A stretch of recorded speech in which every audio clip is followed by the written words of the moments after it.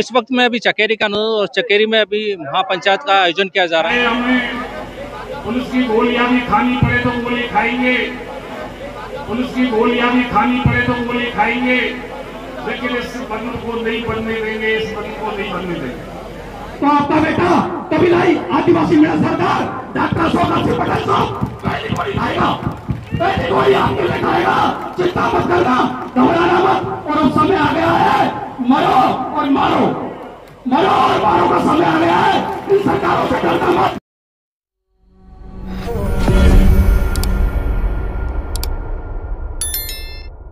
डोंगरी बांध को लेकर, ये डोंगरी बांध ये सपने में आता था लोगों को, लेकिन उसको ये बीजेपी के लोग साकार करना चाहते। लेकिन एक बात समझ लो, आप आम माधवपुर के लोगों को तो इसका एक्सपीरियंस है। जब टाइगर प्रोजेक्ट बना था तब जितने गांव भीतर से निकले, आज वहां के लोग दंदर की ठोकर खा रहे हैं। और ये बन गया तो आप लोगों को इनकी जैसी स्थिति आपकी होने वाली। संघर्ष करना, और संघर्ष में यदि आप एक रहे, एक साथ रहे, कोई भी सरकार की हिम्मत नहीं है। सारी शिक्षा जो आई है, एसपी और कलेक्टर अपनी रिपोर्ट दे रहे हैं कि बाकी लोग कितने लोग आए थे महापंचायत। संघर्ष होगा, संघर्ष में सबको लड़ना पड़ेगा, चाहे हमें पुलिस की गोलियां भी खानी पड़े तो गोली खाएंगे, लेकिन इस बंद को नहीं बनने देंगे, इस बंद को नहीं बनने देंगे।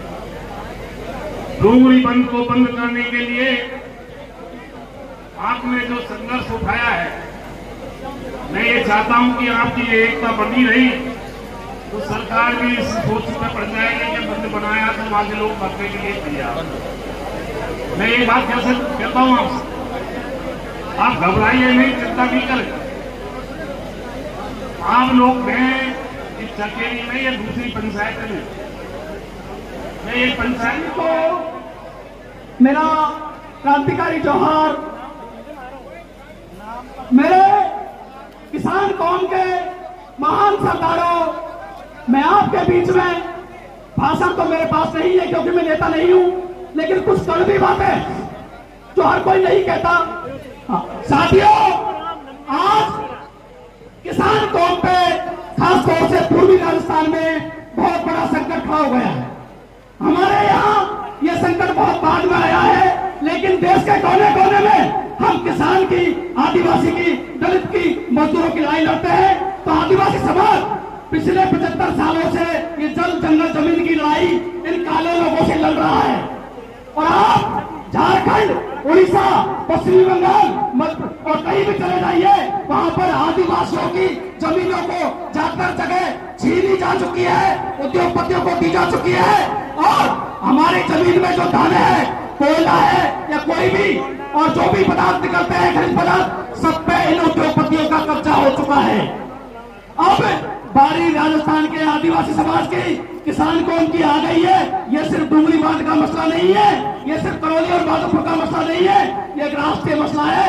और आप चिंता मत करना, अगर जरूरत पड़ी तो हम देश में जाते हैं तो देश के आदिवासी समाज का बुद्धिजीवी वर्ग आपके साथ, आप जहां कहोगे वहां लाके खड़ा कर देंगे और आपकी आवाज को देश के स्तर पर नहीं, अंतर्राष्ट्रीय स्तर तक हम पहुंचाएंगे। इसकी जिम्मेदारी हमारी है, क्योंकि आपने इन जमीनों से हमको पढ़ाया। पढ़कर नौकरी लगकर आदमी जमीन नहीं खरीद सकता, लेकिन जमीन से आपने हजारों नौकर बना दिए, कलेक्टर, प्रोफेसर और इंजीनियर बना दिए। तो साथियों, एक बात याद रखना, इस जमीन से बड़ा कोई देवता नहीं है, कोई देवी नहीं है।